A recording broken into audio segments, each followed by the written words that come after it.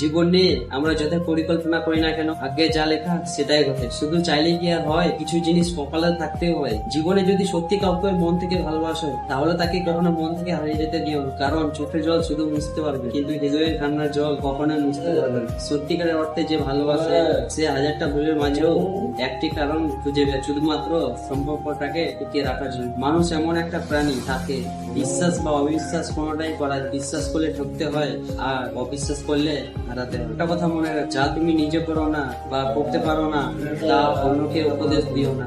তুমি হয়তো কারো সৌন্দর্য দেখে ভালোবাসতে পারো, কিন্তু একটা কথা মনে রাখ, প্রকৃতপক্ষে তুমি তা চরিত্র নিয়ে বেঁচে, সৌন্দর্য নিয়ে।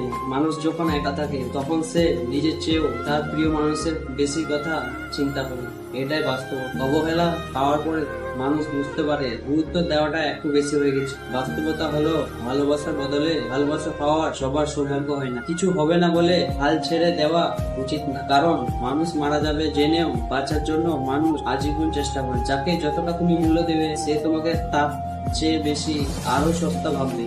হ্যাঁ, এটাই বাস্তব। কুকুরের মতো কারো কাছে ভালোবাসা না চেয়ে নিজেকে নিজে যোগ্য করে তোলো, তখন দেখবে আশেপাশে ভালোবাসার মানুষের অভাব নেই।